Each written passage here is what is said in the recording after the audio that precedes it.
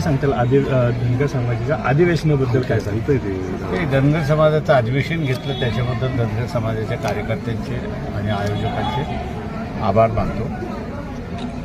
धनगर समाजाने एक लक्षात घेतलं पाहिजे की ते लढाऊ समूह आहे. इतिहास त्यांनी घडवलेला आहे आणि त्यांना आता असणारी विनंती अशी केली आहे की ओबीसीचा लढा जे आहे त्या ओबीसीच्या लढ्याचं त्यांनी नेतृत्व त्या ठिकाणी स्वतःकडे घेतलं पाहिजे आणि 27% आरक्षण जे आहे ते सत्ता मिळवून हे तेलंगणासारखं 62% सुद्धा घेऊन जाता येतं.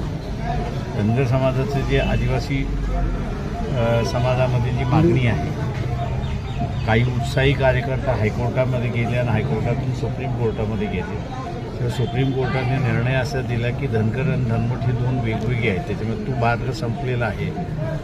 त्याच्यामुळे आता एकच मार्ग धनगर समाजाकडे राहिलेला आहे आणि तो म्हणजे की महाराष्ट्र विधानसभेची सत्ता घेऊन 27%वरून 62%वरती आरक्षण घेऊन जाणं आणि तिथून आपल्याला न्याय मिळवणं हा एकमेव मार्ग आता उरलेला आहे ते मी सांगतो. नाही आता तुम्ही असंही म्हणलात की आगामी काळात ज्या काही निवडणुका होणार आहेत त्या सगळ्या निवडणुका ह्या एकतर ओबीसी किंवा आरक्षणवादी हे सत्तेवर यायला पाहिजेत याविषयी ते मी आता सर जे आमचा जो आहे की सत्ता ही ओबीसीनी घेतली पाहिजे. ओबीसीनी घेत असताना आरक्षणवादी जे आहे आरक्षणवादी इथला एससी आहे एसटी आहे त्याला असताना त्यांनी मतदान दिलं पाहिजे आणि इथला कोणी नसेल तर मुसलमानांना त्यांनी असताना मतदान दिलं पाहिजे. पण ज्या सवर्णाने आरक्षण संपवण्याची असणारी भूमिका घेतलेली आहे त्या सवर्णांना ओबीसी एससी एसटी आणि मुस्लिम ह्यांनी मतदान करू नये हे आवाहन मी केलं. ओबीसीमध्ये जेवढ्या जाती आहेत तेवढे नेतृत्व आहेत त्या जातीचे प्रत्येकाने त्यांना म्हटलं की आता सामाजिक आणि राजकीय आयडेंटिटी ही ओबीसी म्हणून आता डेव्हलप झाली पाहिजे आणि तीच यशस्वी होऊ शकते. पण मग हे एकत्रित सगळे कसे येणार कारण प्रत्येक समाजाचं एक नेतृत्व वेगळ्या वेगळ्या ठिकाणी लढा देत आहे.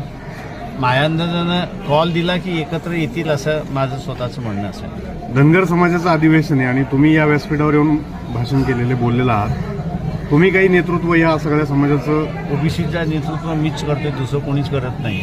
गेल्या 80 सालापासून 1980 पासून ते आज ताग आहेत आम्ही तसूभरही हरलेलो नाहीत. जे काय म्हणून मी म्हणालो की सुरुवातच केली होती की मला ज्या ज्या समूहामध्ये जातो मी त्या समूहामध्ये मला एक विचार आमच्यामधला प्रामाणिक नेता का होत नाही आहे. त्याच्यामुळे असणारं प्रामाणिक नेत्याची प्रक्रिया सुरुवात करायची असेल तर तुम्हाला